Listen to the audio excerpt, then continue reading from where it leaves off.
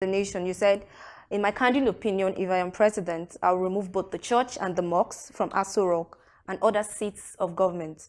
What caused you to say this? Seriously, I mentioned to you because if you check the history of the global religious involvement in politics, usually religious pair very well when they run as a traditional and cultural anchors than when they join politics, when they become part of politics, because politics is a very sensitive area. Now, if you check what happened in the 30 years war of Europe, that war consumed more than 40 million lives. It's just about religion. If you check when King Henry was doing his revolution, separating church from state, it was all about religion, killing and killing and killing. Now you've seen what happened again, what is currently happening in the Middle Eastern countries. Religious motivated this thing. So once you integrate religion in your policy, you are indirectly amplifying a fault line and creating a process for direct confrontation that will create an endless cycle that will consume everybody in the nation.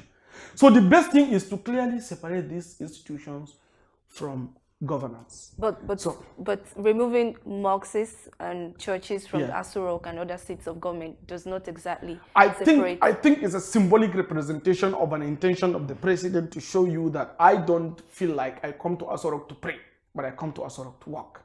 My job is to all Nigerian people. And I don't believe Nigeria have only Muslims and Christians. I believe there are several other religions that also are having right into the nation. And they are also principal stakeholders of the Nigerian project. So as a democratic leader, your job is to protect the interests of minority, regardless of what they believe. And to me, I believe if I truly want to be the real democratic leader, if I am not bringing all the religion inside the sort, then no religion should exist there. And if even any media agency snap me praying in a mosque because I'm a Muslim, I said I'm going to sue him for libel. Because I am not in Aso Rock to pray, I am there to work. So what I want you to see me first and foremost is as a Nigerian president, not a Muslim or a Christian or the northern or the southern or the eastern or the western or the up or down president, but a Nigerian president. And if I want to do that, I should symbolize it. And part of the symbol is taking out the houses and then making it a free place where everyone can come. Finally, Mr. Adamu, if you were to eventually become president, what would be your priority? If your first day in office, what would you do firstly?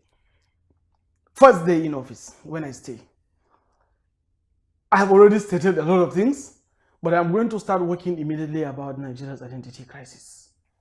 We will have to redefine Nigeria. Everybody have to buy the project called Nigeria. That will be my first thing. And I promise to even give a press conference every week. You see how tight I want it to be so that people can understand that we have a very important place. God has placed us in a very important nation that when we use it, we are all going to benefit. Then the second thing is a deliberate policy to liberate about 160 to 180 million people out of poverty. Because my target is by the end of the administration, if I have opportunity to stay up to 8 years, we will have over 160 million people living above $10 a day with the policies if they are properly implemented. And I believe with this, Nigerians are going to have a journey away from poverty. So 4 years is not even enough for you. Prosperity. Yeah, you said? 4 years isn't enough for you. you. 4 years will set you on a path to doing that. And there are a lot of pointers that will be achieved because there are key low-hanging fruits that you can leverage and achieve that. First and foremost, we need to define ourselves and understand who we are.